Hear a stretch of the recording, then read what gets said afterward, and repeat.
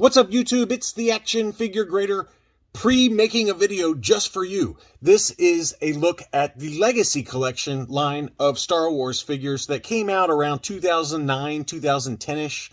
We've got single action figures. We've got some box sets. I think I've got a vehicle or two in here. I can't remember, to be honest with you, but pretty good look. And I think I've even got one prototype and one custom painted item that you have to see to believe. The paint job on it is pretty incredible. So, as always, thanks to my Patreon supporters. Patreon.com/actionfiguregrader is where you can go to sign up.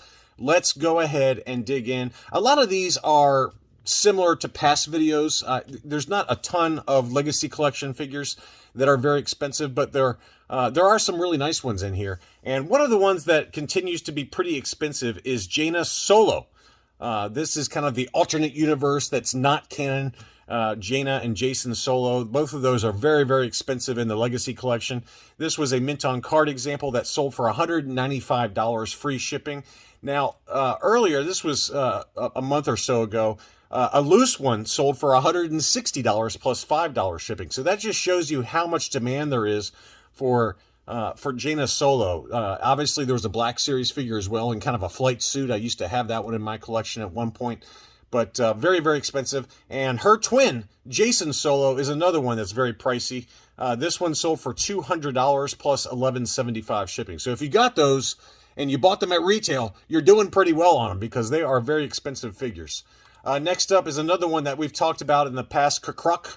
I don't know how to pronounce his name. I always mess it up, but he's got a great figure sculpt. Obviously, it's a little, rudimentary, but in terms of the actual kind of details to the face, it's a great looking figure.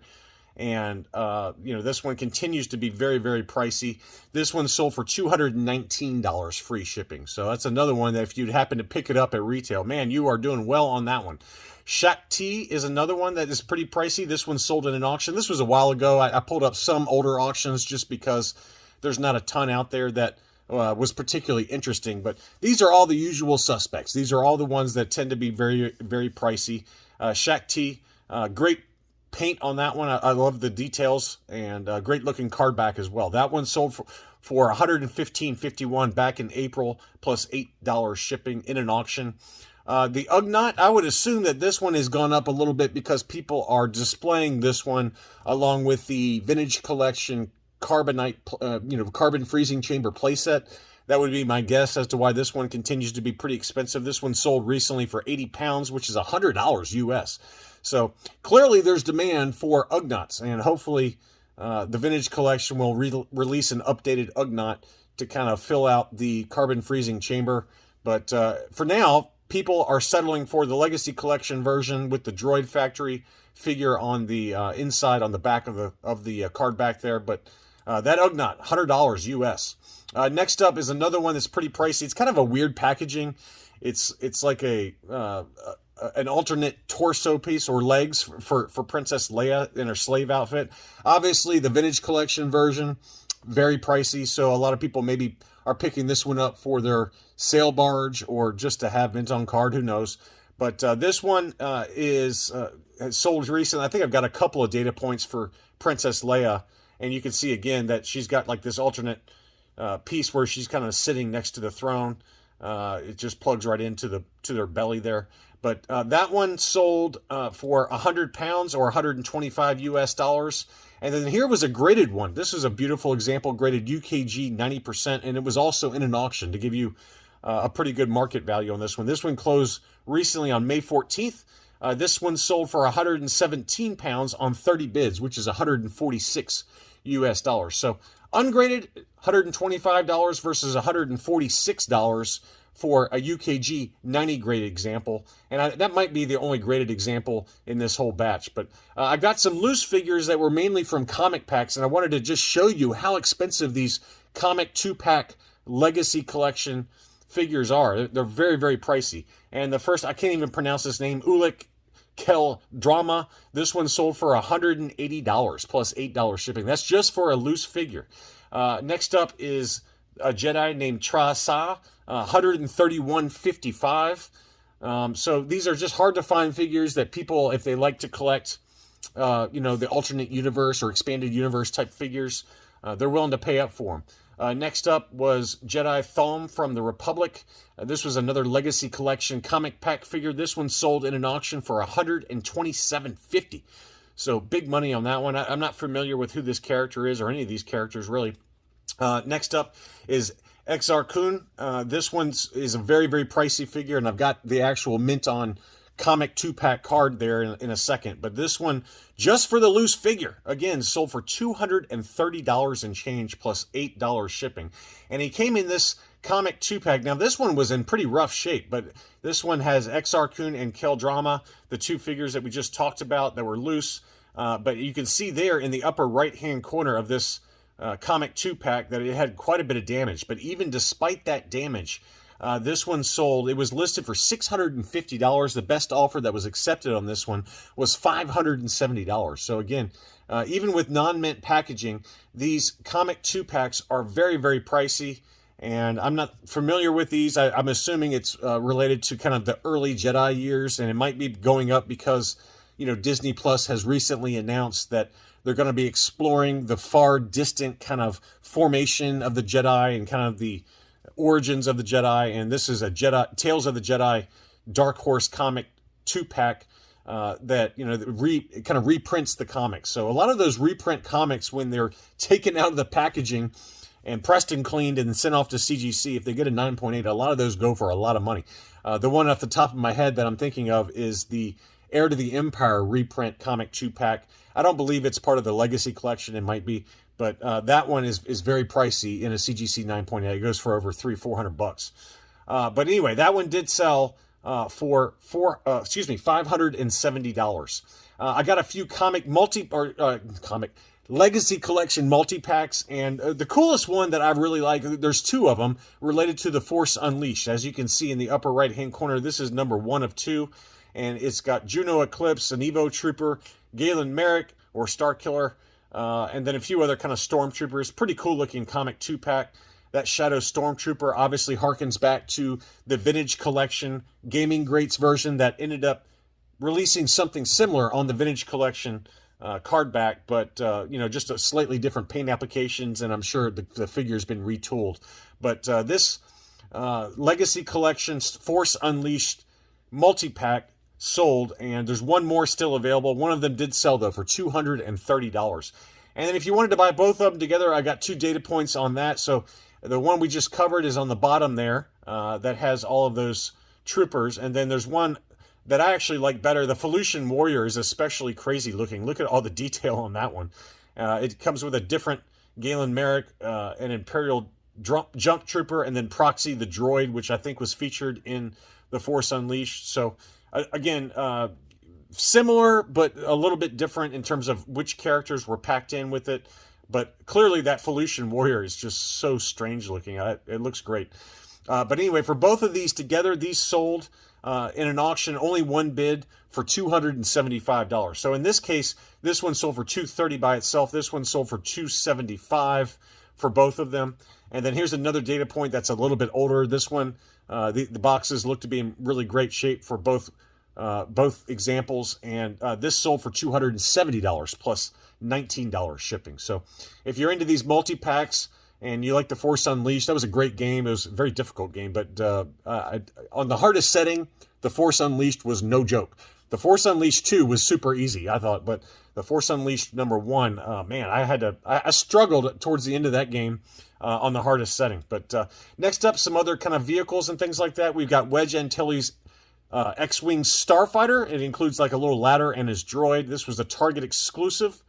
And this one sold in an auction, again, only one bid for $170 free shipping. And there were so many different ones. I just kind of picked and choose a few random ones that I thought were kind of worth showing. But one that continues to be pretty popular with collectors is this Target exclusive Battle at the Sarlacc Pit. I'm imagining that, you know, I've seen a lot of Facebook posts where they pose the Katana sail barge, the HasLab Vintage Collection sail barge, and oftentimes they will pose this since it has the Sarlacc Pit as well as the skiff, and it just kind of makes a nice display piece on people's shelves if you can stomach a 5-foot long or 6-foot long Katana sail barge on a shelf somewhere. But this one sold for $374 free shipping. I've seen as low as $275 in a beat up box. This box was in pretty darn good shape, but again, I think most people are probably taking this out of the box and then displaying that with their sail barge. Next up is the Disturbance at Lars's Homestead. I'm assuming that this one has creeped up just a little bit in price after the Obi-Wan Kenobi series, since Owen Lars and his homestead was featured pretty prominently in that Disney Plus series. But pretty cool looking box set and great packaging. I like the fact that it's kind of like clear packaging all the way around. It doesn't hold up very well over time, but it makes for a really nice display piece. That one sold for $215 plus $18 shipping. I've seen as low as $178 and as high as $240 for the Disturbance at Owen Lars's Homestead. Next up is one that we've talked about in the past, and that's obviously Jabba's Rancor with Luke Skywalker, and not to be confused with the Black Series version that continues to be pretty pricey. This one's kind of right below that in terms of price. Obviously, the paint apps on this are not quite as nice as the Black Series version, but still very, very nice relative to the vintage Kenner version of the Rancor. This one sold for 190 pounds across the pond, or $237 US plus shipping. Here's an interesting prototype I wanted to show before I show you this custom painted Millennium Falcon. But this was a Star Wars Legacy Collection Luke Skywalker X-Wing pilot. This was a 2009 prototype, completely unpainted prototype with a translucent helmet and all the accessories as well. And when I saw this sold price, I was like, there's no way that's right. $1,275? No way that somebody would pay that much money for a 2009 Legacy Collection prototype, right?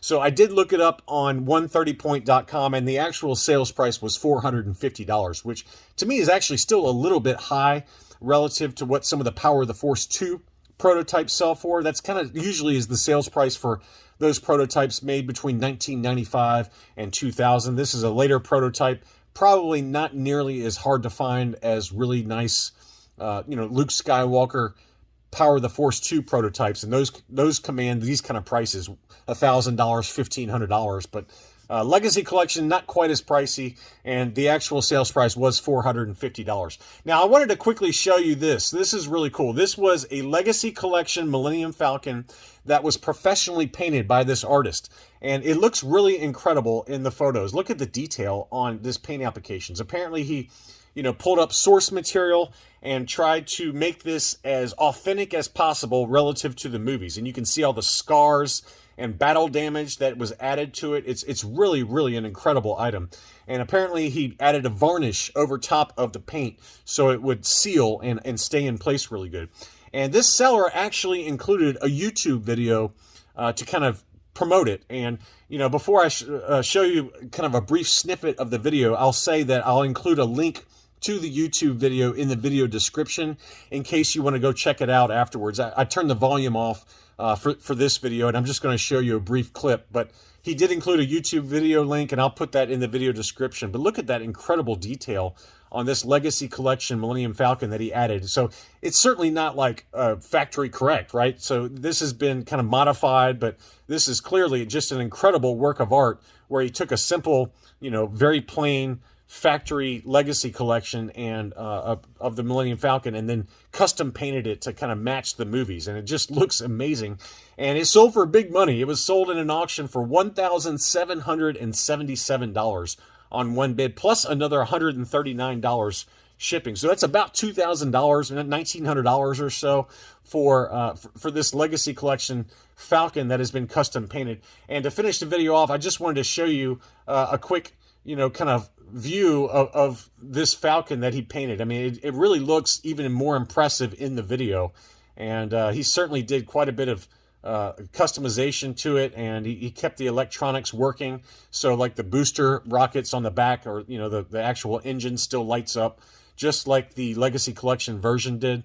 But wow, I cannot believe the amount of detail. I can only imagine how much work went into making this.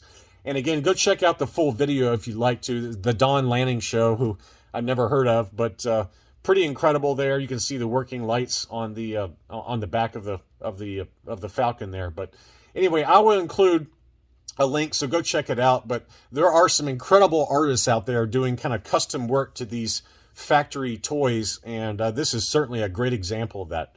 Anyway, I hope you enjoyed looking at the Legacy Collection line of toys. Thanks so much for watching, and I'll be back soon.